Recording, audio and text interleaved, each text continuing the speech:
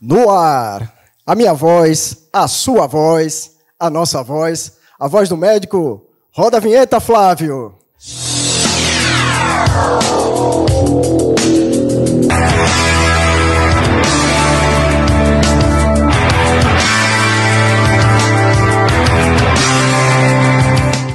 Estamos em mais um programa da Voz do Médico, 58º programa da Voz do Médico. A Voz do Médico é essa voz importante para a sociedade, que traz temas relevantes para serem discutidos com a sociedade. E hoje estamos aqui no Sindicato dos Médicos, uma gravação externa. Agradecer a Kendra Studios, que está aqui presente, que trouxe toda essa estrutura para levar o melhor para vocês. Porque hoje a gente tem uma visita especial.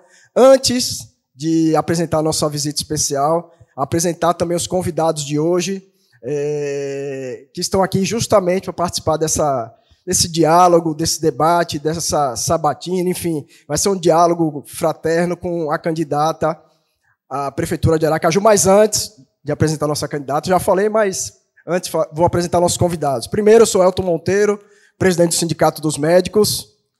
Ao meu lado está Gilvan Pinto, presidente do Conselho Regional de Medicina. Doutora Tereza Wichaire, médica, dirigente do sindicato, cirurgiã e também estudante veterinária. João Augusto, nosso eterno presidente, médico do PSF, 18 anos concursado na Prefeitura de Aracaju.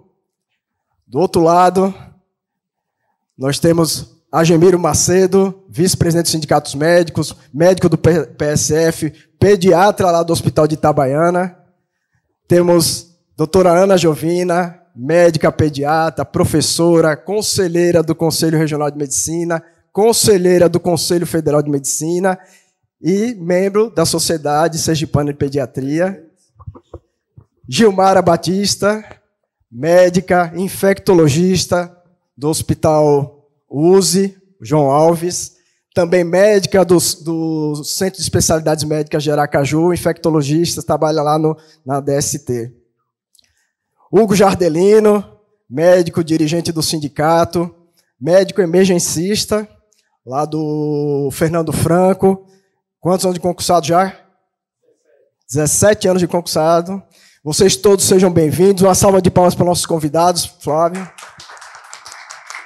Dessa vez não precisa não, né, Flávio? Mais uma vez, a salva de palmas, então, para todos os convidados. E essas pessoas ilustres que estão aqui hoje, elas vieram justamente para dialogar um pouquinho com a senhora. Seja bem-vinda, a doutora Emília Correia, mais uma vez no Sindicato dos Médicos, uma voz ativa, sempre que procuramos a doutora Emília lá na Câmara de Vereadores. Ela sempre deu ao sindicato espaço, aos sindicatos médicos, e hoje ela está aqui no Sindicato dos Médicos como candidata à Prefeitura de Aracaju. Seja bem-vinda. Então, obrigada, cumprimento a todos. E me cabe agora me apresentar, não é isso? Eu sou Emília Correia, candidata a prefeita de Aracaju, mas que, antes disso, tem toda uma história, defensora pública por mais de 30 anos, hoje aposentada, advogada, vereadora por 2 mandatos, mas preciso dizer que eu sou mãe, que eu sou esposa, que eu sou avó, e isso é que faz toda a diferença, né? Todas essas histórias juntas, além de comunicadora do direito, ensinando o direito às pessoas, para que elas se tornem livres, para entenderem, inclusive, sobre suas decisões, sejam coletivas ou individuais. Então, eu estou à disposição de vocês.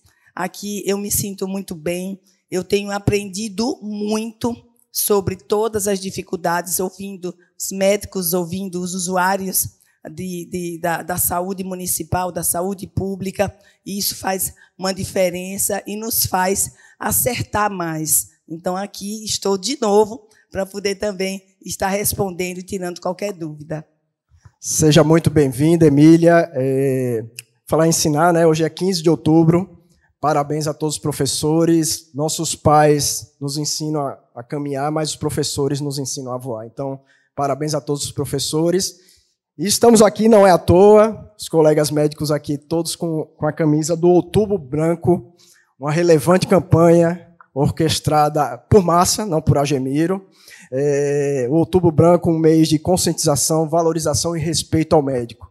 É importante a nossa categoria que quando a gente luta por melhores condições de trabalho, quando a gente luta pela valorização do médico, quando a gente luta para que a população tenha consciência do trabalho do médico, eles saibam que a gente luta também para que eles tenham um SUS de qualidade, um SUS cidadão, um SUS que seja inclusivo em todos os aspectos, inclusive para que tenhamos os melhores profissionais trabalhando pelo SUS. E, falando disso, professora também, né? Professora Emília, doutora Emília, dizer que uma das perguntas que quase todos os médicos eles estão fazendo para a gente Elton, pergunte lá para a futura prefeita, para o futuro prefeito, se eles irão fazer concurso público ou é só blá, blá, blá de campanha, porque na hora quando chega lá diz que tem lei de responsabilidade fiscal, diz que tem isso, diz que tem aquilo, e na verdade não avançam no concurso público, e a gente tem alguns números que são impressionantes. No ano de 2007 nós tínhamos 700 médicos concursados. Hoje nós temos cerca de 280 médicos concursados, trabalhando sem autonomia, trabalhando com imposição de horário, você tem que atender um paciente em tantos minutos. Isso é uma afronta à nossa categoria, e o médico tem que ter autonomia, tem que ter independência no seu local de trabalho, inclusive para reclamar quando faltam condições para o trabalho. Então, essa primeira pergunta, de 90% dos médicos acabam fazendo essa pergunta, né, Gemira? E a gente tem conhecimento, doutor Elton, que toda a classe médica, a classe que trabalha com saúde, tem estado esgotada, psicologicamente, fisicamente, clinicamente, em todos os sentidos, emocionalmente, por conta de tudo isso que está acontecendo, né? Parou de ter concurso, né? São muitos anos sem concurso. E a gente sabe que da necessidade. A gestão que aí está, por exemplo, ela não providenciou isso e ela não conversou com essas categorias. E aí me permita falar só um pedacinho dessa questão política, e agora vem querendo a continuidade.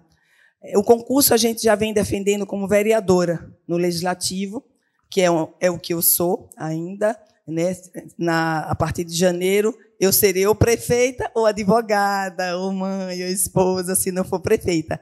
Mas me parece que o caminho é para isso. Nós temos esse compromisso de fazer o concurso. Tem algumas falas que eu não concordo bem, porque não se aplica a lei, aí fica dizendo, olha, concurso é complicado, você vai fazer concurso e eles não vão trabalhar porque são concursados. Isso é uma retórica na minha cabeça, uma falta de aplicação da própria legislação, porque o concurso dá a base do trabalho, traz gente preparada, equaciona e abre oportunidades para todos, e não só aqueles, entre aspas, apadrinhados, porque isso realmente não é bom. E o concurso faz isso, ele vai abrir oportunidades para novos médicos, novos enfermeiros, que a gente quer fazer em todas as categorias. Nós seremos uma gestão de diálogo. Essa gestão que aí está há 16 anos, que poderia ter feito concurso, que poderia ter cuidado dos médicos e de todos os agentes de saúde e, logicamente, da população, não fez. Nós queremos e vamos fazer. É necessário que se faça para que a saúde tenha, logicamente, e os médicos tenham digamos, o oxigênio necessário. Exigem muito de forma abusiva. Nessa gestão a gente presencia isso, de forma abusiva dos médicos e de todos os agentes de saúde, enfermeiros, técnicos de enfermagem, eles estão sofrendo, pedindo socorro. É só o que a gente ouve o tempo inteiro. E não só eles, e não só vocês, mas principalmente a população. E o médico só, ou poucos, digamos assim, um efetivo, vamos dizer assim, de médicos baixo, não resolve o problema nem dos médicos, nem da população, nem da saúde que tanto se prega. A saúde está pedindo socorro. Quando eu digo a saúde, eu estou incluindo todos os personagens. Eu estou incluindo quem faz e quem se utiliza. Nós temos, dentro de nós temos que cuidar da porta para dentro e da porta para fora. Se eu não cuidar e não valorizar os médicos, se não se abrir concurso, se não tiver concurso, os que aí estão continuarão sofrendo. Nós vamos fazer, sim, nós temos esse compromisso. Eu sei que é muito difícil, porque as categorias ouvem isso e, quando se assume, vem um monte de justificativa. Nós faremos planejamento, faremos um calendário, mas vamos ouvir, acima de tudo, as categorias para que a gente aplique o remédio certo na medida certa. E o concurso faz parte desse rol do remédio para melhorar a questão da saúde. Vamos sim. Bem, passar agora a palavra ao nosso vice-presidente, pediatra, médico do PSF. Você fez o parto, ajudou no parto de Jesus, né? Muito tempo atrás. Agemiro, que lá da comunidade de Santo Antônio. Seja bem-vindo, Agemiro, mais uma vez, à Voz do Médico, e participando desse diálogo com a doutora Emília. Muito obrigado, doutor Elton, pelas palavras gentis, como sempre. Boa tarde a nosso público que está assistindo, boa tarde para todos os presentes aqui, os convidados, e boa tarde, doutora Emília. Como o doutor Elton falou, o Outubro, vou aproveitar para dar um reforço, o Outubro Branco é uma campanha que nasceu no Sindicato dos Médicos e, pasmem, hoje eu e o doutor Alfredo estávamos fazendo uma visita ao secretário de Saúde, conversávamos com um colega, lançada ontem a campanha, ele já está sabendo do Outubro Branco, o diretor do Parreiras estava conosco, também disse que já sabe da campanha do Outubro Branco, então a gente vai ganhar o Brasil, e isso... O Ceará já mandou mensagem, vou copiar. Eu falei, pode copiar. E a FMB, a Federação Médica Nacional dos Médicos do Brasil, também disse que ano que vem já vai colocar na nossa agenda o Outubro Branco como um calendário de luta nacional. E isso, doutor Elton e demais convidados, e a doutora Emília presente, isso mostra quanto que o Sindicato dos Médicos está antenado com a Sociedade de Pediatria, com os colegas, com o CRM, com a Sobramos, com a Somese. Então, assim, o sindicato... que faz, como a gente brincou antes aqui, faz as paródias, né, quando necessária aos gestores, mas é o sindicato também que faz a luta, é o sindicato que procura também chamar a atenção do gestor. E a gente fica feliz que a nossa missão, enquanto sindicato, enquanto debate com os candidatos, nós percebemos que nós atingimos o auge nessa campanha. Os candidatos se apresentaram muito bem, responderam muito bem, não precisaram de outras pessoas para estar presentes aqui. O cara a cara, respondendo, procurando entender como é o trabalho. Porque não adianta, na hora que a senhora sentar na cadeira, se a senhora não tiver todo esse estudo, toda essa sensibilidade, para tentar conhecer, se não conheceu agora, mas é muito bom que conheça mesmo, porque a gente viveu a pandemia, fomos chamados de heróis. Aí doutor Elton fica cobrando. Fomos chamados de herói, doutor João sempre cobra, chamados de heróis. Pouco tempo depois, a gente vive a situação de receber aqui no Sindicato dos Médicos uma médica que é contratada como PJ e não tem direito à licença maternidade, se adoecer não recebe. Hoje um colega falou para mim, para Alfredo, o colega da cooperativa fez uma cirurgia, vai ficar 3 meses sem receber. Quer dizer, isso existe. Então, o concurso é uma necessidade, como a senhora bem falou, vai aliviar para quem está lá, porque se eu estou na minha unidade sozinho, vou sofrer, olha, não tire férias agora, amanhã não pode ter licença e tal, você não pode nem adoecer. Então, o concurso realmente é muito importante, e uma das coisas que a gente também quer garantir ao futuro prefeito, à futura prefeita da nossa cidade, que o concurso de Aracaju ele já tem uma arma de analisar o trabalho médico, que é o desempenho. Então, nós somos avaliados pela Prefeitura de Aracaju. A senhora tem essa arma de nos avaliar todo mês. Então, os futuros colegas também concursados serão avaliados pela Prefeitura de Aracaju, né? No ato chamado desempenho, que já existe há muitos anos e que a gente quer melhorar também. Dependemos de quê? Dependemos de uma coisa que eu quero fazer essa pergunta à senhora. Vamos ter esse diálogo maravilhoso que sempre tivemos enquanto vereadora, enquanto cidadã, porque eu fui dar entrevista uma vez lá na Rádio Jornal, uma sexta-feira à tarde, que Messi me arrumou. É muito boa a entrevista. Sexta-feira à tarde, ao entardecer. Mas esse diálogo a gente vai continuar tendo, essa alegria de recebê-la na nossa casa, nos eventos que já fizemos, e também quando íamos à Câmara. Isso vai continuar esse diálogo? É tudo isso que os médicos querem saber, do concurso e da questão do diálogo, que não se tranque lá naquela prefeitura, que venha realmente para o mundo de cá, continuar escutando as campanhas dos Outubro Branco, as necessidades dos profissionais médicos e demais servidores da saúde. Então, doutor Agemiro, Muito obrigada também pela pergunta. Eu aproveito até para complementar a primeira.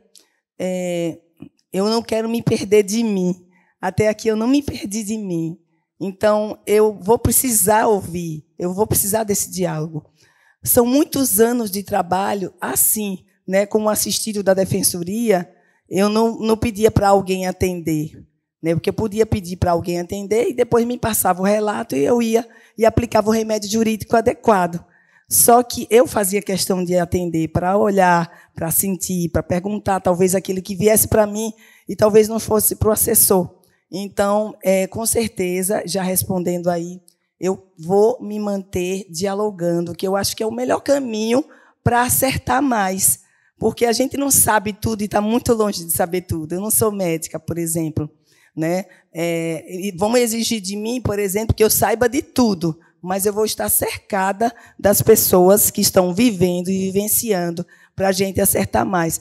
Tem aquele ponto que eu falei do concurso, que eles se seguram muito nisso, nos bastidores, que não quer concurso, porque o concurso, o concursado fica muito descansado, que se não trabalhar, não perde o trabalho, não perde o dinheiro, e o terceirizado fica um olhando para o outro, né? Um cobrando do outro, 2 tipos de tratamento, que não é adequado isso, 2 tipos de tratamento, você pode ter o terceirizado, em algumas situações, mas você tem que ter o concursado.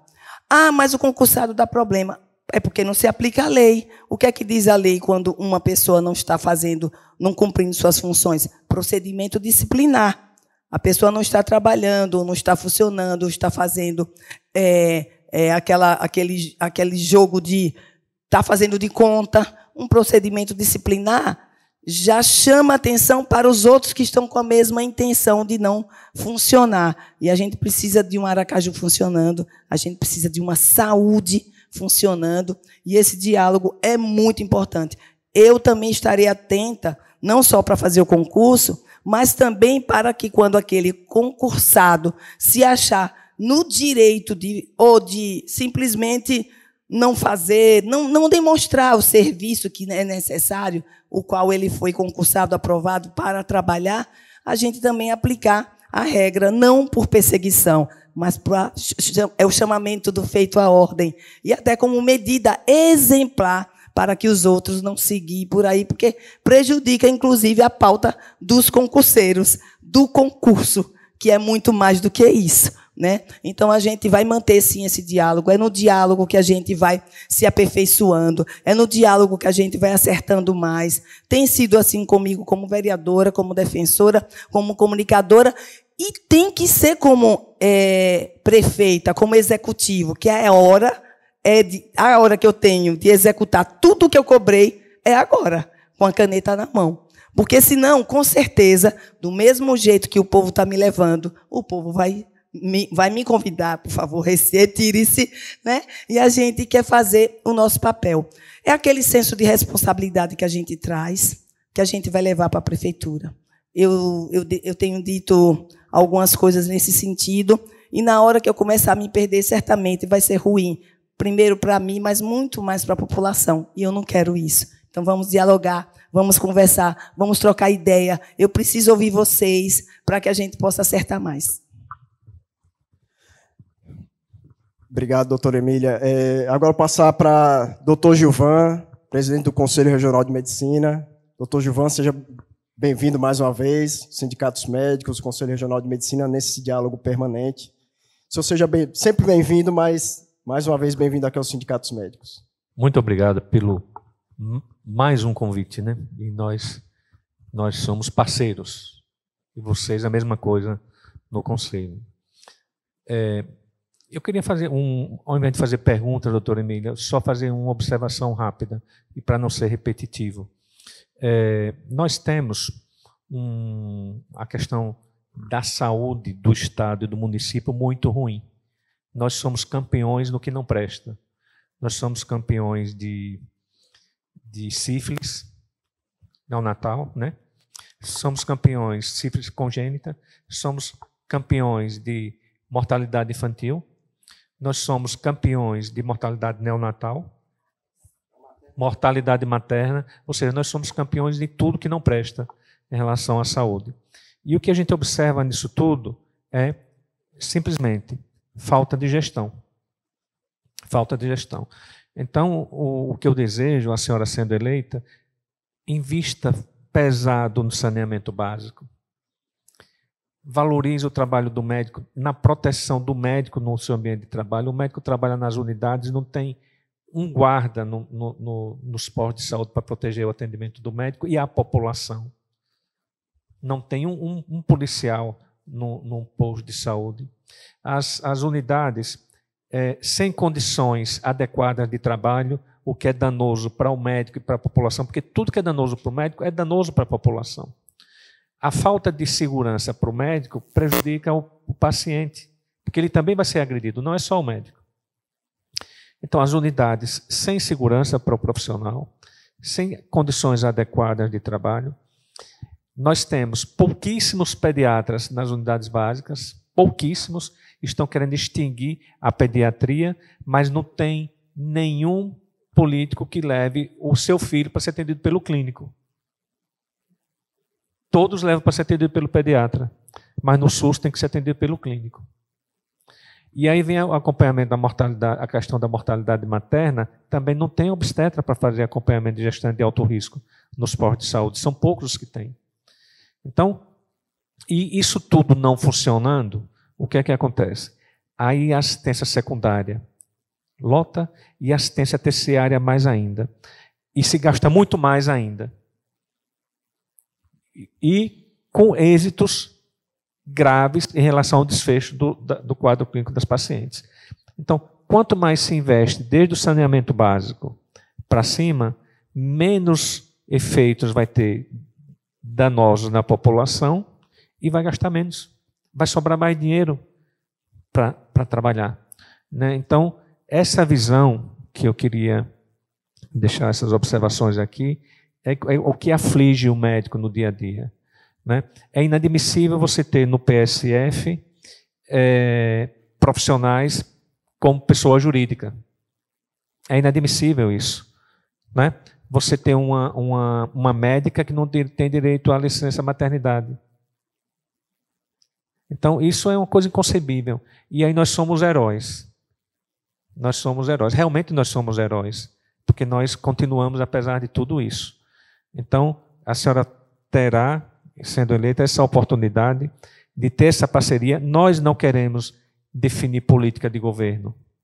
Nós não queremos definir política de governo. Agora, garanto que, se ouvir a gente, vai melhorar muito mais o desempenho de vocês. Era só isso que eu queria colocar.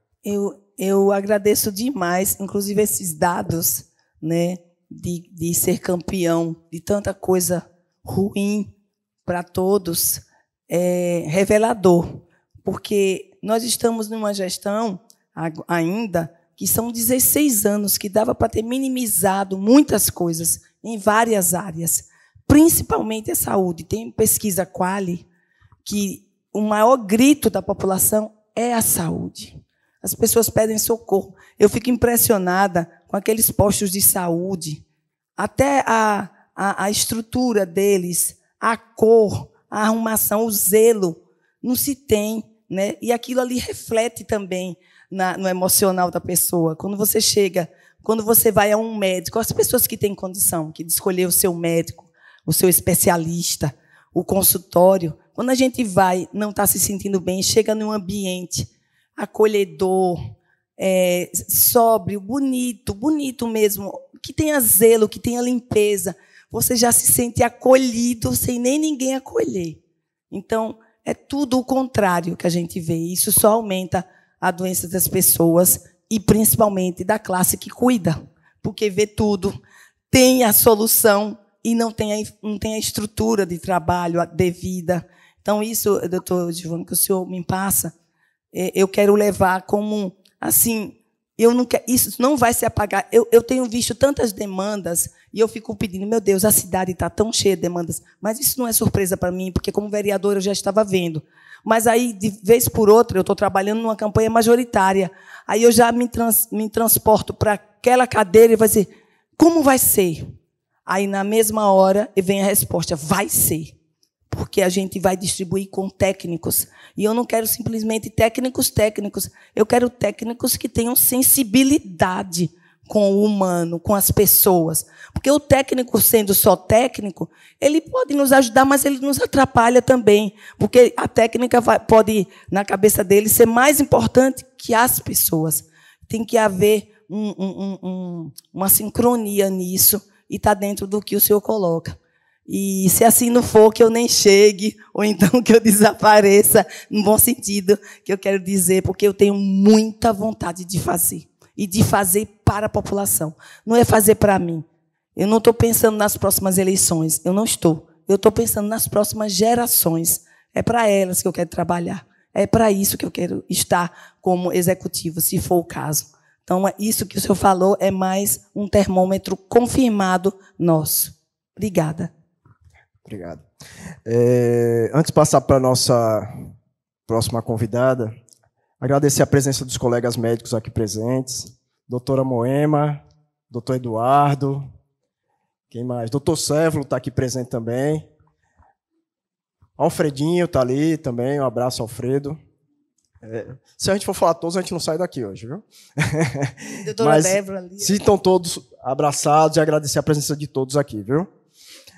Agradecer a nossa próxima convidada, a doutora Ana Jovina, também parceira do Sindicato dos Médicos, conselheira regional, conselheira federal, membro da Sociedade de Pediatria, vice-presidente do Conselho Regional de Medicina. Então, seja bem-vinda, Ana Jovina, uma honra tê-la conosco mais uma vez.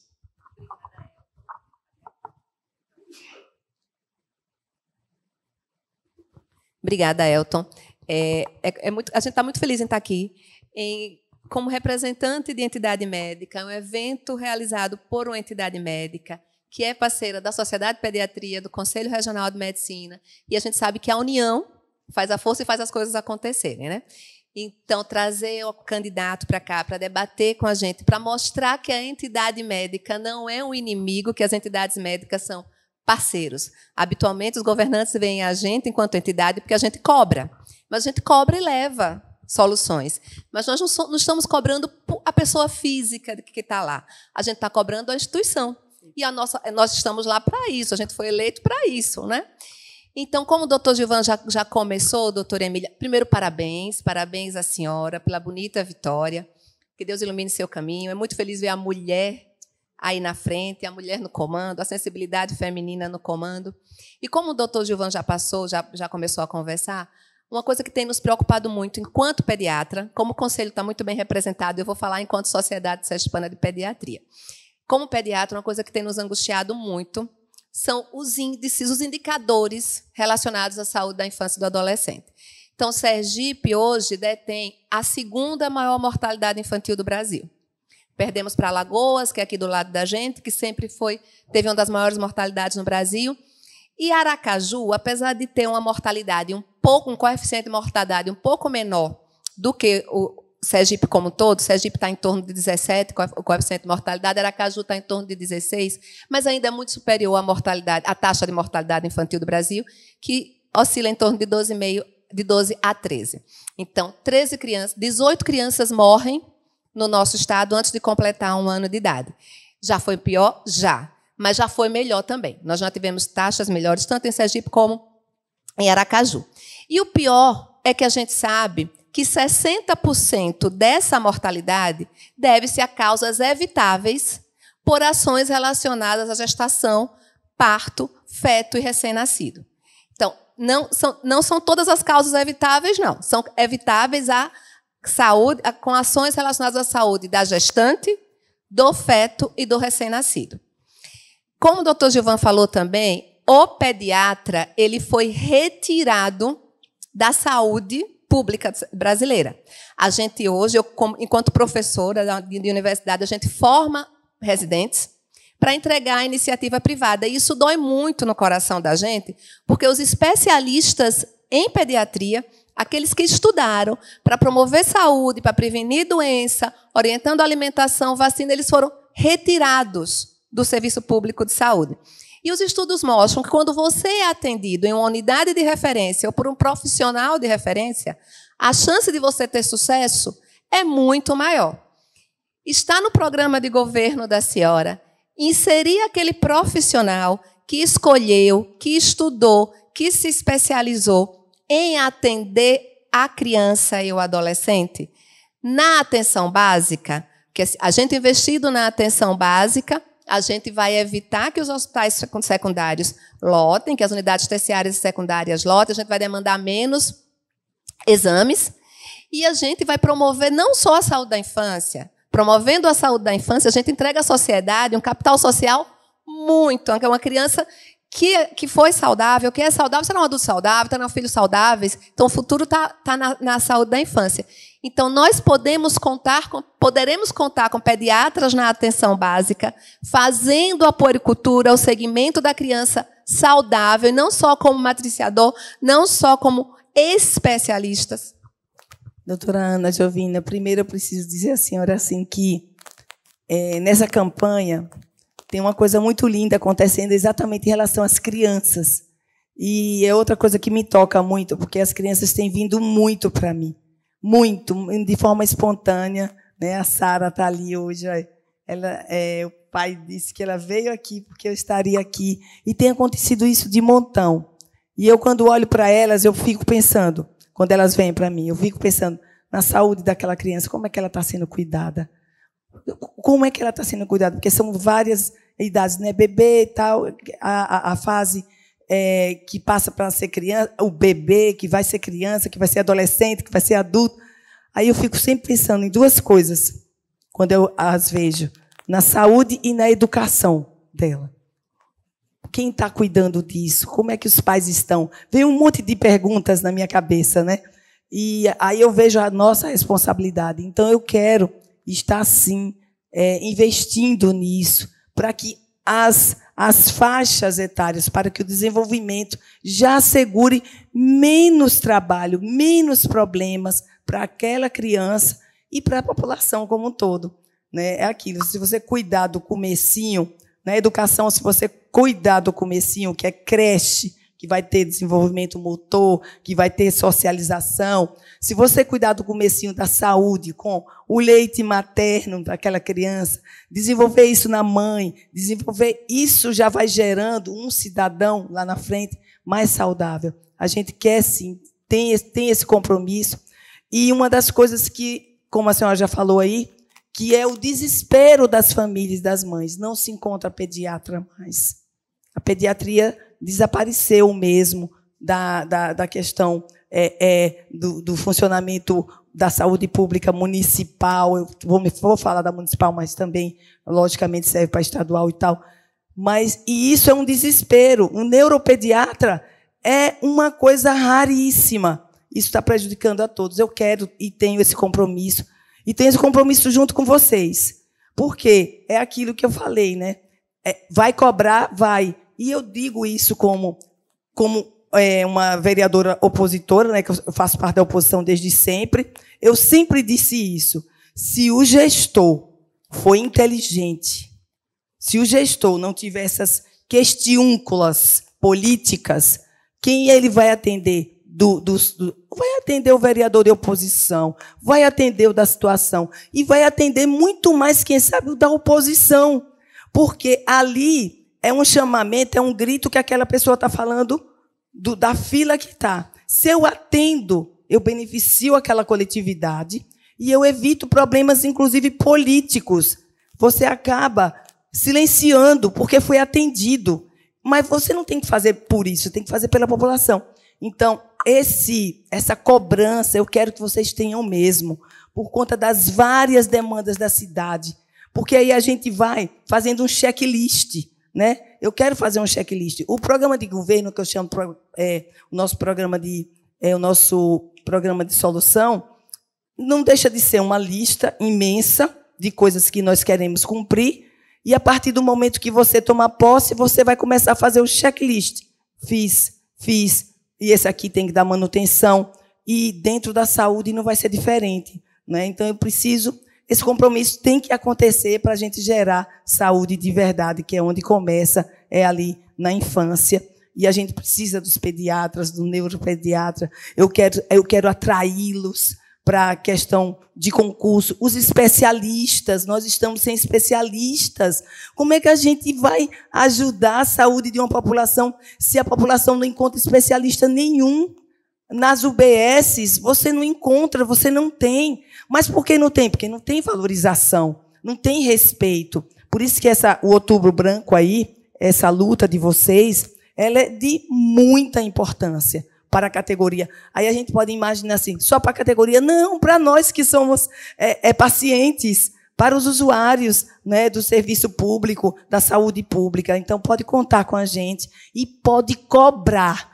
Eu quero essa cobrança para fazer. Eu não quero a cobrança para o embate. Eu quero para fazer, mas eu vou planejar, que é o que falta. Essa gestão não tem nem planejamento. Não tem planejamento, é tudo feito do jeito que eles querem. Eu não entendo uma gestão que não conversa com as categorias que pode elevar a gestão. Eu não entendo isso. Porque é só cobrança. Senta, conversa, avalia, faz, eu vou fazer isso primeiro, daqui a tanto eu vou fazer isso depois. E assim as coisas vão melhorando. Uma categoria, uma gestão que não conversa com os procuradores municipais deles, que é quem faz a defesa do município. Não dá para entender isso. Desvio de recursos, porque se tem uma procuradoria para defender o município e ela nem é chamada, quem está defendendo? Então, está se gastando 2 dinheiros? Um com a procuradoria, que não se renova, e outro com bancas de advogados. Tem que ver isso. Só para não esquecer também que não faltam pediatras, viu? Pelo contrário. Eles dizem que faltam, eles dizem que não tem, mas isso tudo é justificativa de quem não quer fazer. E principalmente na capital. A gente sabe que a pediatria é a segunda maior especialidade do Estado, só perde para a clínica médica. E metade dos pediatras estão concentrados no município de Aracaju. Então, se não falta pediatra no Estado, e muito menos no município de Aracaju. Elton, me permita só uma coisa. A senhora fala muito também em abrir a caixa preta e furar a bolha. Isso. A senhora vai abrir a caixa preta da regulação de saúde do município de Aracaju, da regulação dos exames, das regulações de consulta, da regulação de cirurgias, porque é uma verdadeira caixa preta, ninguém sabe o que é que acontece ali dentro, como é que se abre aquela agenda, como é que se fecha, para onde vão as consultas, para onde vão os exames, para onde vão... A senhora pretende também abrir a caixa preta da regulação de saúde? Eu estou ansiosa para abrir essa caixa preta. Todas as caixas pretas que estiverem ali, a gente precisa até mostrar até por um divisor de gestão. Eu preciso mostrar essa aqui. Essa aqui fez parte dessa gestão. Daqui para frente é assim. Eu preciso mostrar, eu preciso conhecer, porque, como vereadora, não me permitiram. E tinha que permitir. Não só para mim, que sou vereadora, representante do povo, mas para qualquer pessoa que faz parte. Eles não entendem que eles são empregados. Eu sou empregada de uma população. Então, se eu vou buscar uma informação, não estou buscando para mim. Aí a população. Então, nós vamos abrir essa caixa preta. E eu sei que é por isso que a gente está sofrendo muito nessa campanha. Porque eles estão com medo disso. Eu quero abrir todas as caixas pretas, da educação, da saúde. Eu simbolizo ela numa única caixa, que é a caixa que faz parte da gestão, mas que está esse monte de coisa. Eu tenho certeza que isso vai dar para o cidadão aracajuano a transparência que a Constituição manda e que a gente tanto defende na Câmara e não acontece. Então, é isso. Eu preciso abrir essa caixa. Nós vamos auditar. Aí me perguntaram, ô vereador, ô candidata, que caixa preta é essa? Eu fiz, são os contratos superfaturados, são as licitações que a gente não tem acesso, são as dispensas de licitação que a gente não consegue saber, sabe, mas não tem como dizer por uma questão de responsabilidade, né? Não nos dão acesso a isso. Chegando lá, e é isso que eles estão com receio, e é isso que, inclusive, mandam recados, até, de certa forma, para intimidar a gente, mas não vai intimidar, não vai, não. A gente vai abrir essa caixa preta. Passar agora para a nossa próxima convidada, Tereza, cirurgiã, médica do Estado, estudante de veterinária. Seja mais uma vez bem-vinda, Tereza. Obrigada.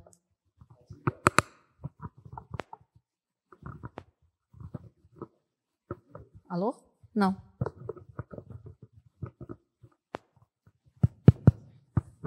Então, vocês estão tudo pensando que eu vou só perguntar sobre zoonoses, né? Não. Não.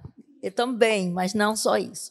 Eu vim aqui com duas dúvidas. E pela fala de Gilvan e pela fala de Ana, né, me surgiram outras questões, mas rápidas, e eu acho que você vai ser capaz de responder até convergindo as coisas. Sobre o concurso, se não tiver em mente que tem que ser algo atrativo, a gente vai continuar com contratos. Porque a gente aqui já viu que os poucos concursos que surgem, até em outros estados mesmo, que a gente acaba trazendo como modelo, oferece ao médico R$2.000, R$2.500, enquanto que por contrato, por PJ, esse médico, mesmo sem garantias algumas, né, ele acaba recebendo muito mais. Então, eu acho que tem que ser, e eu acho até que essa proposta de valor, né, não é valor, de preço, de salário, é proposital, para que o próprio médico não aceite, e isso para que se possa contratar, né? Então, a primeira questão é como é que você vai conseguir, né, criar dentro da lei, né, da fiscalização, como é que você vai conseguir criar atrativos para puxar esses profissionais. A segunda coisa é que, dentro disso, das faltas de pediatra, da falta de especialista, eu mandei para a sua assessoria, né, a portaria mais recente, que é a portaria 635 do Ministério da Saúde, que fala sobre as EMUTs, os antigos NASF, né, o antigo Núcleo de Assistência à Saúde da Família, onde é uma portaria do Ministério da Saúde que ele divide as equipes de saúde em 3 níveis: a ampliada, né, a multidisciplinar convencional e a equipe de estratégia.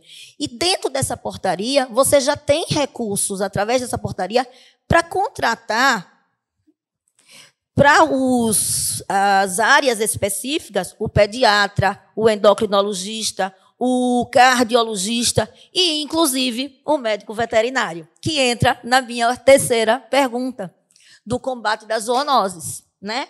Então, partindo do ponto de que zoonose é saúde pública, obrigada, Gilvan, é uma questão de saúde pública, volto à mesma fala de sempre: o cachorro não tomba uma lata porque está querendo brincar, ele tomba porque está com fome. Aí, doutora Gilmara vai poder explicar muito bem isso, é assim que ele atrai mosquitos, né, os insetos, os roedores, e assim se propagam as zoonoses. Então, isso é questão de saúde pública também. Em resumo, eu só quero saber sobre o concurso. Não, tem mais uma. Nossa saúde mental. A gente tem notado que cada dia mais os diagnósticos, e aí Ana, Agemiro, Alfredinho, pode falar um pouco mais sobre saúde mental, principalmente das crianças. Cada dia que passa, mais diagnósticos. Se nós, que temos direito a algum tipo de convênio, temos muita dificuldade, né, em profissionais, nas terapias. Essa semana eu fiz parte de uma espécie de auditoria de um conselho fiscal de determinado convênio, e o gasto que tem se feito em relação a isso é absurdo. Então, imagine as crianças de bairro periférico que não têm acesso a nenhum tipo de terapia e assim, jamais terá alguma chance de evoluir. Como é que o município vai poder ajudar em relação a isso, né?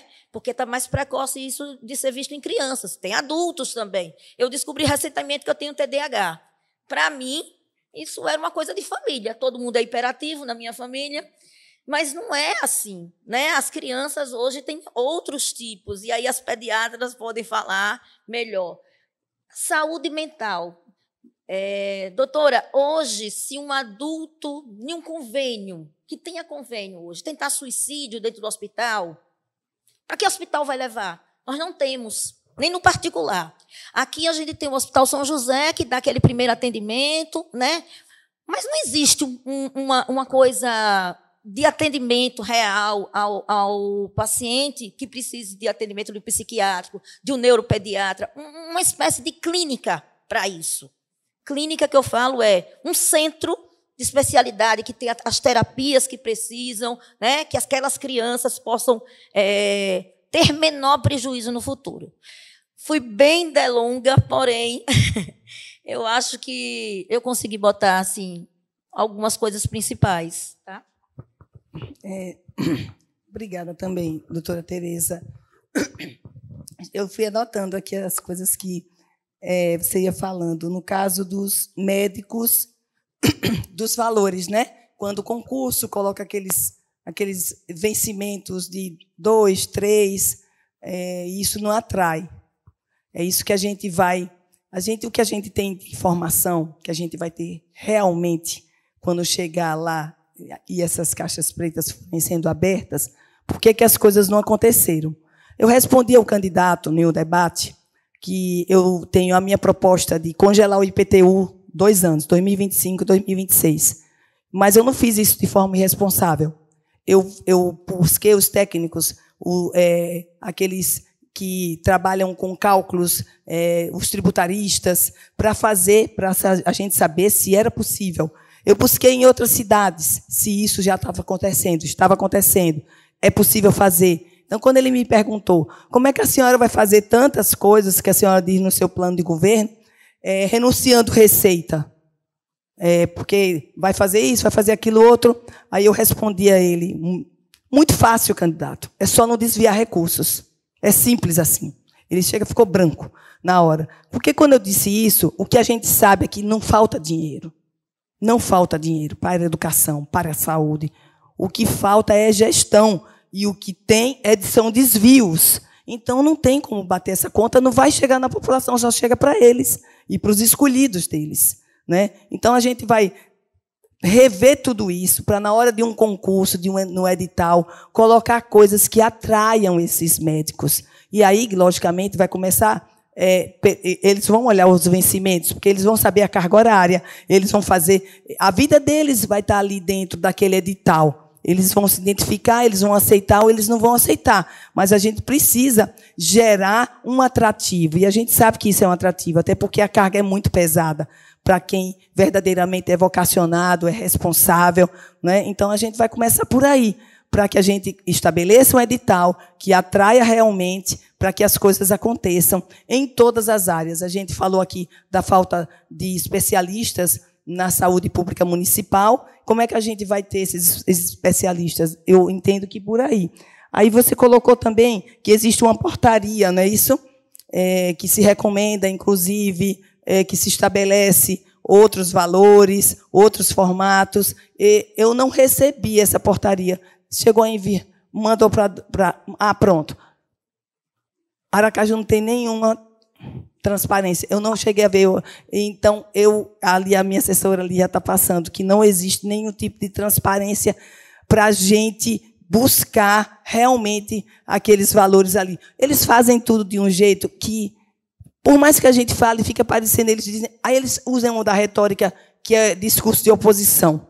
Mas não é, gente, porque a gente está refletindo o que a gente está vendo da população e dos profissionais, né? Então, com certeza, a gente quer seguir o que de melhor for. Eu digo sempre, eu tenho usado essa palavra e essa expressão. Nós queremos ser facilitadores para as composições que, de um assessor ligado ao prefeito, uma vez numa dessas reuniões, pouquíssimas, que eu estive com ele, essa reunião foi na Câmara, eu discutindo o piso das categorias, da enfermagem, dos professores, que a discussão estava ali. Aí esse assessor chegou para mim e disse assim, o próprio Edivaldo disse, não tem como pagar o piso. Como não se paga o piso? Se a gestão não se planeja, não é lei, como não se cumprir lei? Mas tem decisão. Então, é melhor se guiar por uma decisão para não favorecer do que pelo direito deles, quando se pode. Aí o assessor disse, se a senhora achar que se vai pagar piso de todo mundo, a gente não constrói nada. E o que é mais importante? As pessoas ou as estruturas? Né? A gente precisa dos dois. Mas as pessoas, quando eu me refiro, estava me referindo às categorias e a quem se serve do serviço das categorias. Mas eles não estão interessados nisso. Nós temos uma outra linha. Eu sei que fácil não vai ser, porque todas as categorias foram devidamente abandonadas pela gestão. Está todo mundo fora do prumo. E está todo mundo chegar, mas com planejamento, tendo conhecimento do raio-x de verdade está a gestão. E aí não é para justificar não fazer, é para saber por que não foi feito. Tá? A gente consegue, eu acho que, sincronizar, canalizar para que atenda aos serviços principais de uma população, que eu digo que é saúde, e está nessa ordem, saúde, tá, transporte, educação. Quando você vai para uma quali, as pessoas já estão... A gente esquece até que existe uma população, doutor Gilvan, séria ainda, que está com fome. Fome. Aí, na hora da quali, da pesquisa, as pessoas não falam, isso me impressionou, da educação, porque elas ainda estão com fome. Como é que elas vão pensar em estudar?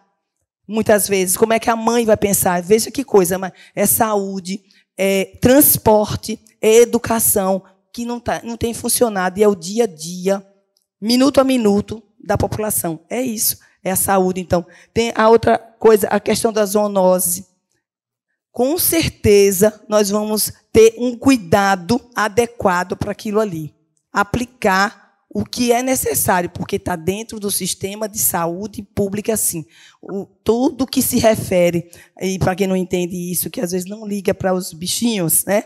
Eu sou apaixonada por eles, mas às vezes não liga e critica quando você discute um hospital. A gente tem no nosso plano de solução um hospital veterinário municipal. A gente já viu, inclusive, como é que é feito. Não precisa, muitas vezes, você usar os recursos públicos da própria prefeitura. Nesse caso, você pode fazer uma PPP.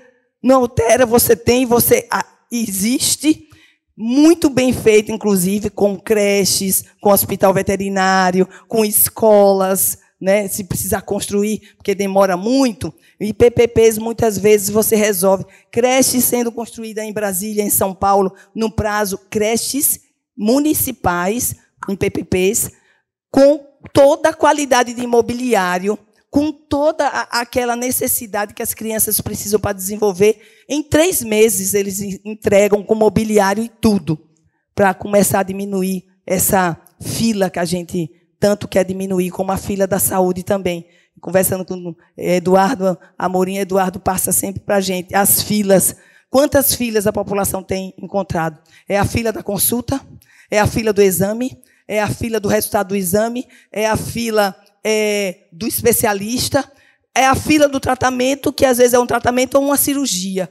Até chegar aí, muita gente já teve a saúde agravada e alguns até já morreram. Porque tem sido assim o grito da população de Aracaju. E tem a outra que você coloca, que é a saúde mental. É outro grito. A gente, em qualquer lugar que vai, não precisa estar num lugar muito cheio de gente, não. Você sente a sociedade doente. As pessoas que se aproximam de você, que falam com você, você já vê o olhar, você já vê a agonia, a ansiedade, e não estão sendo cuidadas, nem crianças, nem adolescentes, nem adultos, nem idosos. E a sociedade está ficando realmente doente e não tem o socorro. Temos que buscar isso aí.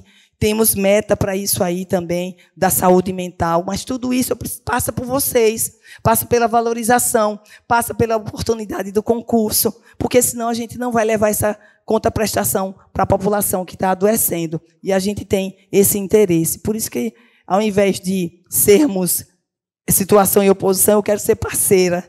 Quero ser parceira de vocês, eu quero que vocês sejam nossos parceiros para a gente realmente melhorar tudo. Em 4 anos pode ser pouco, mas é 4 anos que temos. Então, vamos dar o nosso melhor. O que a gente conseguir avançar dentro de 4 anos, certamente já leva um presente para a população que nos aguarda.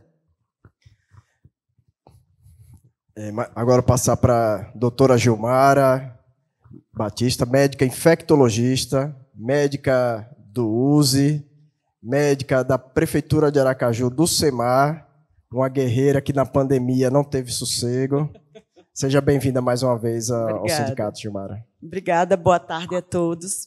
Parabéns por esse momento de estar aqui conversando com todos os colegas médicos, né, que já explanaram e colocaram muitas pautas importantes.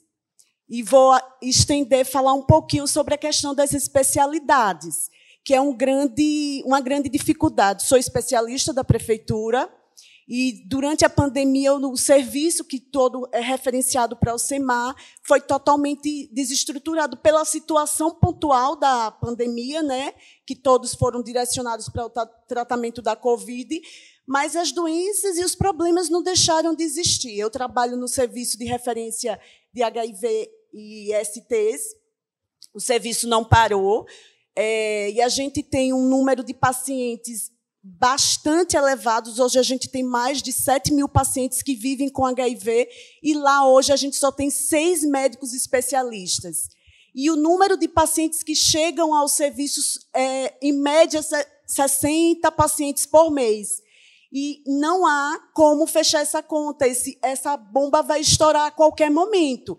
Então, a necessidade do especialista, eu estou falando pontualmente no serviço que eu estou inserida, mas a gente tem a necessidade das outras especialidades que caminhamos juntos, endócrinos, cardiologistas, uro, prócto. Então, a especialidade nunca, vou colocar assim, nunca é uma palavra pesada, mas foi uma situação que não foi muito visualizada pelo governo.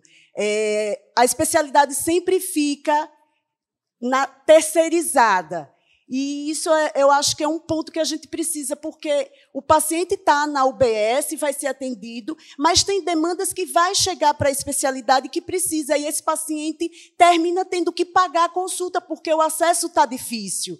Então, é como atrair esse especialista para estar no serviço, é um ponto importante a ser colocado, e a demanda de exames, porque a especialidade vai demandar de exames especializados, de alto custo, e que é uma dificuldade muito grande para a gente que está na assistência e para poder dar continuidade no tratamento desse paciente. Eu acho que esse é um ponto importante. Em relação às zoonoses, a gente da infectologia, uma dificuldade dentro do nosso estado é o segmento do paciente com calazar, o paciente com leptospirose. A gente não tem, infelizmente, o nosso estado não tem um hospital de doenças infecciosas. Tudo bem, talvez que não exista um hospital, mas que tenha um serviço, porque hoje o serviço de doenças infecciosas que a gente tem é dentro do hospital universitário, e dentro do USE existe a especialidade, mas não há um setor específico. Os colegas atendem a todo o hospital de uma forma geral. Então, são pontos, são gargalos, vamos dizer assim, dentro da saúde, e esses pontos a gente coloca aqui para poder, mais uma vez, fazer essa discussão. Então, doutora Gilmara, foi ótimo que eu vou entrar agora até de uma forma mais objetiva dentro do nosso plano de solução, dentro do que foi colocado. Veja, primeiro, a impressão que dá hoje, né, quando a senhora fala sobre HIV, porque no início teve toda aquela campanha, tudo, aquelas recomendações, foi silenciado, parece que não existe mais, né? E o problema está lá, e de forma grave, pedindo socorro também, né? Então, veja como funciona o ser humaninho, né? Nós todos. Fica parecendo que não tem mais problema de HIV, que está tudo certo, que já foi resolvido por causa, logicamente, das medicações que são muito mais eficientes hoje. Talvez a preocupação tenha diminuído, porque, na época, quem era diagnosticado estava, entre aspas, sentenciado praticamente à morte. Como não existe mais esse choque, parece que houve um relaxamento da conscientização do problema, não é? Basicamente.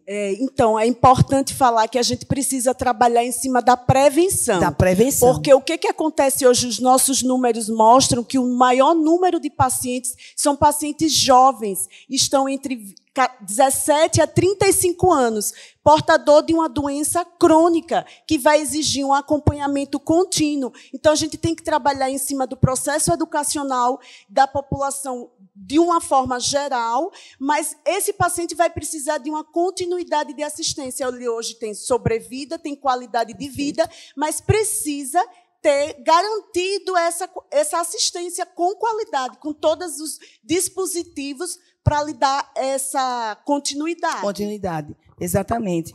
E aí a senhora entra na questão dos especialistas, da especialidade. Dentro do nosso plano de solução, nós temos vamos ter 2 centros anexados, logicamente as UPAs da Zona Norte e da Zona Sul, que é centro de especialidade, por esta necessidade de enxugar digamos assim, essa estrada, esse caminho do paciente, do médico, porque os especialistas a gente não tem. Criando o centro, a gente vai chamá-los, vão ter que atraí-los. E o concurso é a porta, em alguns momentos é uma contratação, mas o concurso é a porta para nós ali, o centro de especialidade, anexo, né, a esses hospitais, porque senão não tem sentido. Se precisar, já está ali. Como também o centro de diagnóstico por imagem.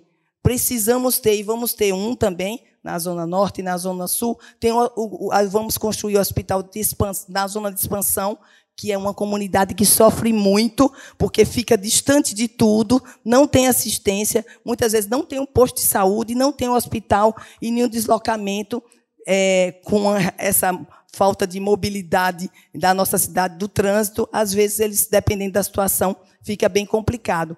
Então, começaria por aí, já, né, que daria, certamente, um start de uma melhor saúde, de uma saúde mais eficiente, menos fila de espera, porque no centro de diagnóstico por imagem, que são os exames que muitas vezes eles não conseguem fazer, ali teria tudo em um mesmo lugar, né? Então, seria um dos caminhos para o que a senhora está colocando, que consta lá. Esse serviço de doenças infecciosas aqui também é uma coisa que a gente vê que está... a gente nem sabe, aí a gente vai precisar, em que nível se faz hoje. Em que nível se faz hoje? É uma preocupação muito grande. E há necessidade, logicamente, de um cuidado. Veja quantas demandas dentro do campo da saúde, do espectro da saúde. Foi tocada. Saúde mental, está gritando. É a questão de infecção, né? As doenças infecciosas estão gritando. Eu não sei nem como é que a gente está vivo ainda, sinceramente, e nós precisamos disso. Tá? Então, no nosso plano de solução, tem coisas objetivas, mas tem coisas que vão estar nesse caminho nosso, nessa discussão, nesse diálogo, para que a gente esteja fazendo, acertando e encurtando os caminhos para demandas que agravam demais a saúde das pessoas e que, verdadeiramente, isso deixa todo mundo mais agoniado. Daí, certamente, doutor Gilvan, aumenta a questão dos problemas emocionais, psicológicos, psiquiátricos, todos. Porque se você tem uma dor, você tem uma doença, que não é doença mental, mas você começa a atingir a sua mente, porque você não tem assistência. Você vai buscar e não tem, então você começa a ficar ansioso. Você recebe um diagnóstico, por exemplo, às vezes de um câncer que é curável, está no começo, mas nesse sistema a pessoa vai ficar com doença mental, porque ela vai achar, e tem sentido, que como ela está esperando demais, a doença, o câncer está se agravando, está dando espaço para, podendo ser curável, se tornar incurável por causa disso tudo aí que a gente tem visto e assistido. Então, a gente quer colaborar nesse sentido, encurtar esses caminhos para que a saúde de verdade vá chegando para todos nós. Obrigado, doutora Emília. Agora, passar para o nosso eterno presidente, médico do PSF, doutor João Augusto, especialista em saúde pública. Seja bem-vindo, João Augusto, mais uma vez ao nosso debate. Sempre uma honra tê-lo conosco na nossa diretoria, hein? Muito obrigado, João. Boa tarde, bom dia e boa noite para quem for assistir. E boa tarde para todos aqui presentes também. Parabéns pelo primeiro turno. Eu vou tentar abordar algo um pouco diferente do que já foi falado aqui, que é a importância do diagnóstico médico. Comecei com o nome diagnóstico. Para o médico diagnosticar, ele precisa atender. Só que eu vou tirar o nome atender, porque atendimento existem diversos, mas ele tem que fazer uma consulta médica. Isso está em falta em Aracaju. Por que eu falo isso? Porque é impossível, e eu falo isso porque eu ouço de colegas como eles atendem, não fazem consulta, como atendem em Aracaju, nas urgências e algumas áreas particulares de convênios, que está indo na mesma linha. E quem vai sofrer com a dificuldade do diagnóstico é o paciente. Então, diante disso, eu quero dizer que quando a gente vem de cima do gestor, que eu ouço os debates anteriores, assisti algumas propagandas políticas, e há pouco falou a frase que eu queria ouvir, a história do técnico. Porque eu acho que hoje, na saúde, eu falo abertamente, que eu já falei com vários, pode ter muito técnico, mas eu não sei de quê. Apesar de ter alguns diplomas, que dá um título de técnico, mas eu acho que está faltando a parte de saúde e humanidade. Porque eu fico mais triste ainda quando eu ouço, falo abertamente, porque eu sempre falei em vários lugares, quando eu ouço de médico. Estava lá no meu posto um coordenador, foram vários coordenadores que eu já passei na vida aqui em Aracaju. Quando eu ouço ele dizer que não dá para atender em 5 minutos, eu já paro de ouvir qualquer coisa que ele fale mais. Porque veio de um médico dizer isso. Eu digo, graças a Deus, meus filhos não passam por ele. E nunca queria que passasse na urgência. Então, isso a gente ouve de coordenadores da saúde pública de Aracaju. Pasmem, já tivemos secretário de saúde que diz que dá para atender 8 pacientes em 1 hora. Eu gosto porque eu sempre falo aquilo que eu ouço de coordenadores, de gestores. A atual secretária de saúde diz que dá para atender 4 em 1 hora. Quer dizer, a atual secretária não. Ex-secretária de saúde, foi candidata a vereadora. Falou em reunião que é tempo demais. Não sabe nem como é o atendimento na unidade. E aí eu vou externar aqui de forma breve. Não vai ser muito pergunta, mas sim alerta para vocês que vão escolher os gestores, porque o grande cuidado hoje em dia é o gestor que pensa na saúde da pessoa, porque a maioria dos que a gente dialoga só pensa nos números que vão divulgar de atendimento e não em consulta médica que gere um bem-estar ao paciente, mas se não, eu tenho que ter 20 consultas. Faz o PJ, assina lá, aí o PJ, a gente conversando, que eu converso com vários colegas, não, o paciente chega, a prefeitura quer que eu atenda em 10, 15 minutos, porque a agenda, como acontece em Aracaju, a agenda a cada 20 minutos, inclusive criança e gestante, porque eles não têm controle de quem vai estar na agenda. Está lá. Eu digo porque, tranquilamente, minha agenda está lá, todo mundo é acesso. Eles não têm como negar, porque o prontuário já está fechado. Vem idoso, aí você vem lá. Consulta criança 0 a 2 anos, e é um idoso. É um homem, vem lá, consulta gestante. É tão bagunçado e tão sem controle, porque nunca que um homem deveria ser permitido ser agendado na consulta gestante. Nunca que um idoso poderia ser agendado na puericultura, 0 a 2 anos. Então, assim, é tão caótico, mas eles exigem, cobram, no caso, a gente é estatutário, eu não me preocupo, assim, eu sempre fui tranquilo, que eu digo, olha, eu me preocupo, o meu papel enquanto médico, e é o que eu tento passar para os médicos que ficam lá no meu posto, que é uma rotatividade grande, olha, se for pela prefeitura, você vai queimar sua imagem. Porque eles vão exigir que você atenda em 10, 15 minutos, e o paciente que vai sair vai falar super mal de você. Porque fala. Fala tranquilamente, porque se você não olha, a gente que pega depois fala mal do médico porque vê que não escreveu nada. Porque quem acompanha, a gente vê. Eu faço a avaliação dos prontuários médicos de Aracaju.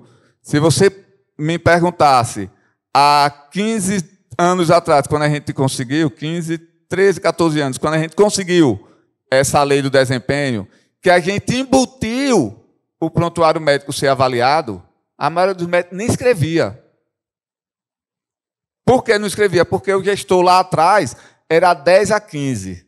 Não era nem os 20 que está cobrando de hoje, E a gente sempre quis, no mínimo, por agendamento, meia hora. Vai ter uma a mais, uma a menos, mas que usasse como padrão a cada 30 minutos. Hoje, a gente consegue, que eu avalio, consegue já ver escritas interessantes, mas ainda de poucos médicos. E quem repercute é a população. Porque o médico chega, fala lá abertamente, conversando lá no posto. Não.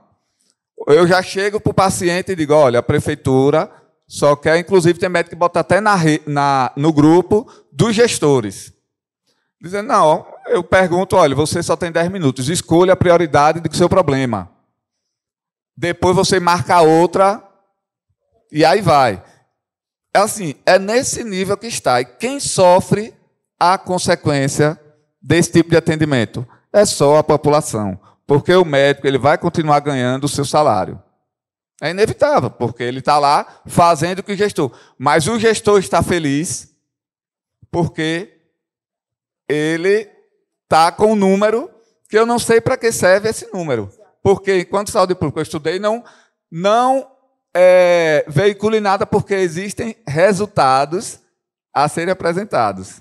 E aí agora eles ficam não sabendo para onde vai. Mas por que eu quero enfatizar essa parte agora final? Porque há uma semana atrás, a prefeitura lançou uma nova portaria que agora parece que generalizou tudo a cada 20 minutos, no máximo.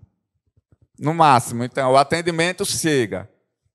A gente chama, para finalizar, a gente chega no posto, liga o computador, aparece lá a consulta. Quando eu chamo, o paciente está lá na recepção. Quando eu chamo, já conto os 20. Ele vai demorar 2, 3, 4 minutos para chegar. 2, 3, 4 minutos para chegar. Quando eu atendo, quando eu vou imprimir para explicar, o sistema já deu como concluído. Se puxar o tempo de atendimento que foi feito, já vai dizer que foi antes. Aí, o tempo de explicar, o tempo de pegar, porque as impressoras não são dentro das salas, tudo isso eles querem dizer que não faz parte da consulta.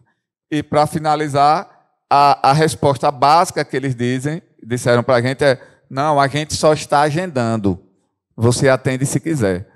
Marca 18, aí se você não atender, para quem vai reclamação? Então, assim, eu só peço que escolha bem os gestores, não somente como técnico de diploma, mas avalie se eles têm uma sensibilidade realmente no bom atendimento à população. Foi exatamente isso que eu falei anteriormente, né? Não basta ser técnico, porque o técnico muitas vezes não vai chegar onde a gente precisa que chegue, que é aquele tratamento humanizado, que está dentro. Esse estabelecer tempo para atender numa consulta é absurdo isso. É absurdo isso. Vindo de uma médica, me perdoem, né? É que ficou mais complicado ainda. E mais, eu sinto que esses gestores, eles se apegam e se afeiçoam mais a esses dados aí, do que ao resultado que chegou no paciente e no médico, que você tem que se preocupar com a saúde daquele médico também, que ele também sofre com isso. Então, esses gestores, eles não estão preocupados nem com o médico, nem com o usuário da saúde pública. Eles estão preocupados com números, porque números e dados e técnicos enganam muito bem a quem está assistindo e que é a quem não vivencia. Nós temos agora, eu tenho que falar isso, 2 candidaturas, que um se diz muito técnico e gestor e preparado, porque conhece, porque está lá dentro, tem esses dados que muitas vezes não são dados reais, mas que enganam muito o eleitorado. E é isso que a gente tem que combater. A gente quer realidade com eficiência e humanização. A gente não quer número. A gente não quer número. A gente quer saber que um paciente entrou no médico, o médico chegou, atendeu, entendeu o que tinha que fazer, ele saiu dali com o exame, que não demore a acontecer o exame, que ele receba e que ele se sinta satisfeito com o profissional que foi recebido, com o resultado do exame, com o diagnóstico, com o tratamento. Claro que a gente o que puder atender o máximo possível, mas não adianta atender, uma expressão que eles usam muito, né? Meia boca, porque isso vai prejudicar mais ainda e vai iludir mais ainda. Não é isso que a gente quer. A gente não quer essa maquiagem. Hoje eu gravei programas eleitorais mostrando a maquiagem que a gestão faz, mas que no programa eleitoral é perfeito, é lindo. Aí por que mudar, né, com tanta lindeza? Né? E a gente foi mostrando a realidade na saúde também, o que a gente puder mostrar, né, dessa realidade a gente tem que mostrar, é obrigação nossa. Passar a palavra agora para Dr. Hugo Jardelino, fazendeiro, médico da urgência lá do Fernando Franco. Não fale sobre o agro, perguntas da área da saúde, viu, Hugo? E um ponto interessante, que ele não vai perguntar isso, mas eu acho que a gente tem que ter um olhar especial para esses médicos que trabalham na urgência, porque não dá para você trabalhar 25 anos na linha de frente da urgência. Mas pode fazer a pergunta ao Hugo, porque a doutora Emília está sem tempo. Primeiramente, boa tarde a todos. Boa tarde, Emília. Queria desejar boa sorte para você nessa missão. Todas as questões levantadas aqui seguem justamente a ordem da saúde. Termina na urgência e na emergência, né? Eu acho que é o aspecto mais gritante da saúde sergipana e da capital, né? O paciente hoje, há 17 anos que eu trabalho no município, no serviço de atendimento e urgência, na rede hospitalar, e a gente observa que Aracaju, a rede hospitalar, ela funciona como uma estação intermediária de atendimento aos pacientes. Ou seja, se você precisar agora da entrada no Zona Norte ou no Zona Sul, com insuficiência respiratória, precisar ser entubado, você não vai ter um acesso à UTI dado pelo município de Aracaju. O município de Aracaju não tem UTI nos hospitais dele, de urgência e emergência, né? Você foi vítima de um politrauma, um ferimento de abdômen, está com apendicite, precisa de uma cirurgia de emergência, você não tem centro cirúrgico nos hospitais de Aracaju, né? Paciente que dá entrada lá, precisa de internamento, avaliação do nefrologista, dialisar, não tem um serviço de diálise. E por aí vai. Então, a gente está falando de uma capital de aproximadamente 60 mil habitantes. 600 mil habitantes, é a capital do estado. Tomógrafo, não tem tomógrafo.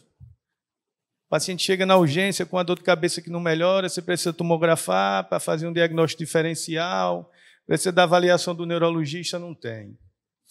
Tudo isso acaba represando os pacientes na unidade, superlota, gera um aspecto caótico, perturba a assistência, e os pacientes acabam morrendo mais por isso. Esse é o grande dilema da saúde hospitalar de Aracaju, né?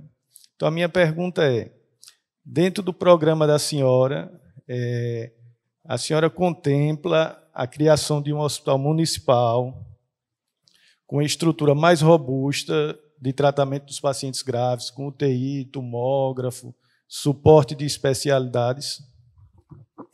Dentro do nosso plano, a gente tem alguns itens já ditos lá, né? Por exemplo, como o centro de especialidade, o centro de diagnóstico por imagem, mas tem dentro do plano também a construção de um novo hospital na zona de expansão. Aí a gente pode colocar dentro desse novo, porque a gente vai reestruturar os outros também, dentro dessa reestrutura, a gente já pode pensar nesse canal dessas ausências tão importantes, né, que salvam vidas. A gente já, nessa reestrutura, a gente pode pensar, porque já pode pensar para fazer. Não tá detalhado no plano, mas o plano de governo é uma peça que hoje ela é necessária para o registro de uma candidatura. O que está ali são metas que o gestor quer cumprir.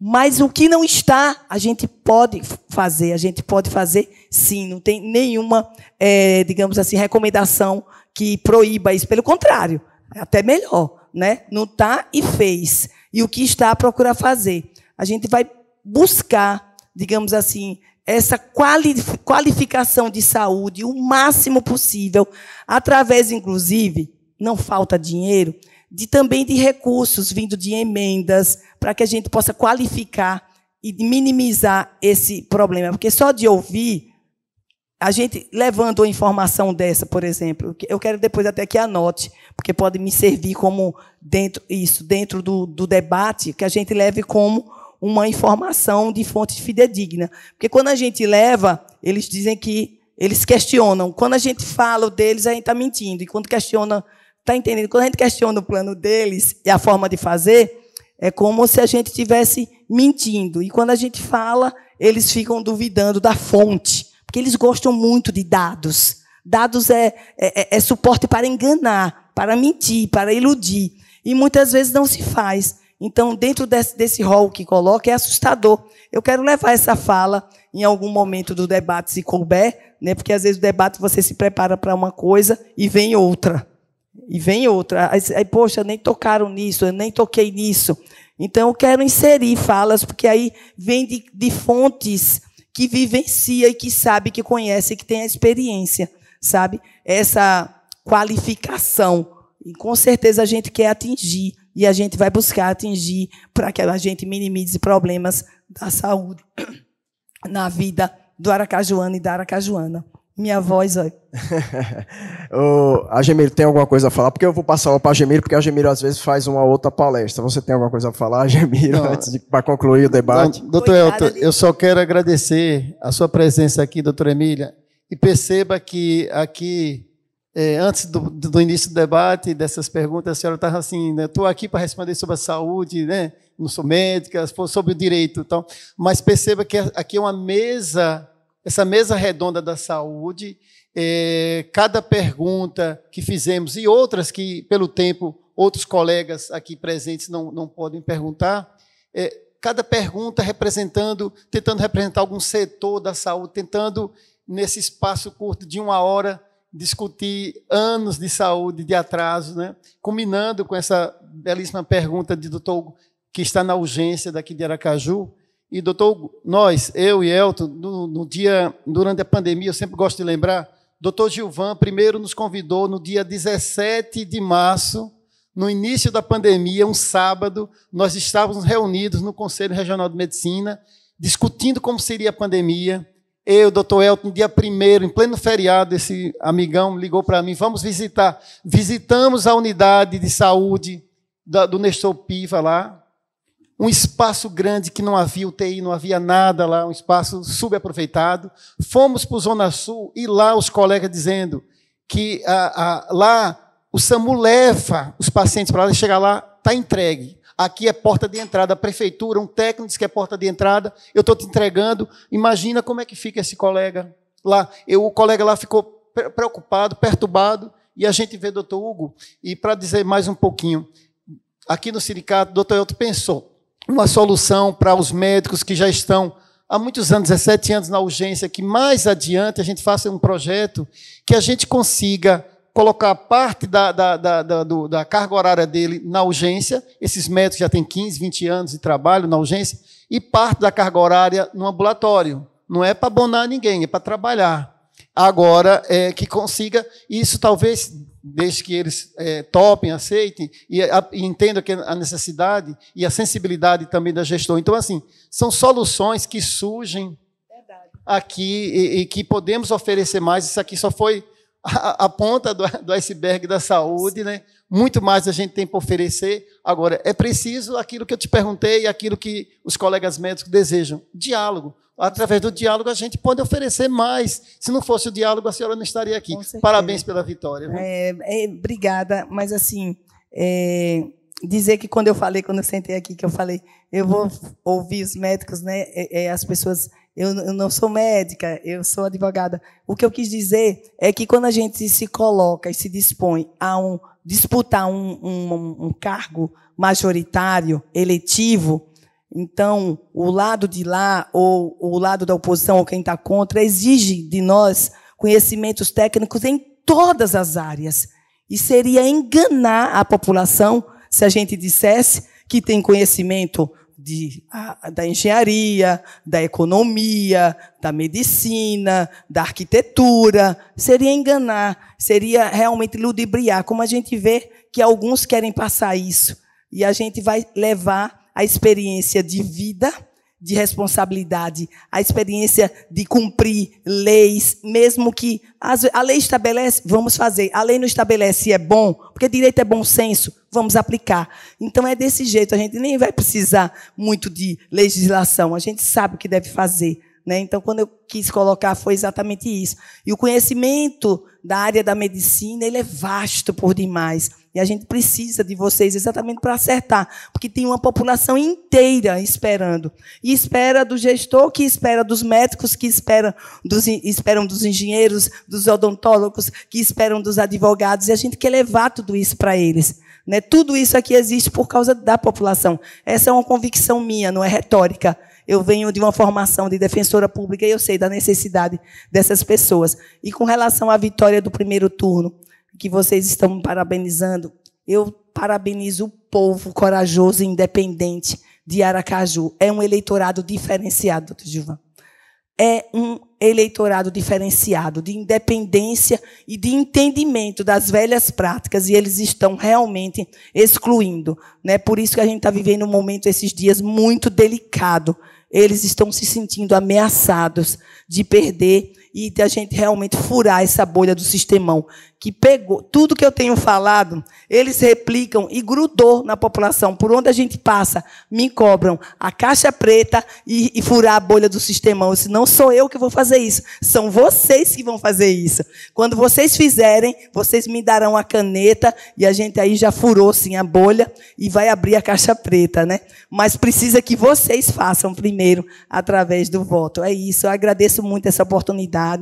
Desculpem se eu deixei alguma coisa sem esclarecer, mas a gente tem a verdadeira vontade de fazer e vamos fazer, porque o que abre porta, muitas vezes, não é nem o conhecimento, é a boa vontade política. Conhecimento é importantíssimo, ele tem que ter, mas é a boa vontade política que abre as portas para soluções chegarem na população que tanto sofre. E vocês certamente poderão nos ajudar muito. Eu agradeço demais essa oportunidade e fico à disposição. Agradecer à doutora Emília. Acho que não vou passar a palavra para todos vocês pelo adiantado da hora. Tentamos fazer aqui, com esses ícones aqui presentes da sociedade médica de Sergipe, pessoas importantes, conselho representado, especialidades aqui representadas, e dizer uma coisa para a senhora, que não se faz saúde pública sem planejamento de metas, sem diálogo permanente com a sociedade e sem diálogo com quem está lá na ponta. Então, quando a gente se propõe a fazer esse diálogo com a senhora, é para, acho que a Ana colocou bem isso, quando muitas vezes a gente vai dialogar com o gestor, coloca nossos questionamentos, muitas vezes, quando a gente coloca nossos questionamentos, a gente atrás da solução. E esse é o nosso propósito enquanto sindicato, enquanto conselho, enquanto membros médicos da sociedade. O sindicato ele tem um papel social, e acho que ele cumpre bem nesse aspecto de dialogar permanentemente com gestores. E a última palavra é Outubro Branco, mês de conscientização, valorização e respeito ao médico. É importante a gente dizer isso. Quando ninguém fala de quantas pessoas o Hugo Jardelino salva lá, todos os dias lá no plantão dele. Ninguém fala. Mas eu vejo, com todo respeito aos bombeiros, quando o bombeiro salva, batem palmas, etc. Todo respeito à categoria, mas os médicos são importantes também. E não se faz saúde pública, para a senhora ter um dado, só para a senhora levar também. 4 entre cada 10 médicos têm problemas de saúde mental. Então, isso é muito grave, então a gente precisa... A gente poderia ficar a tarde toda conversando sobre, mas eu encerro aqui. Agradeço mais uma vez. Já fica convidada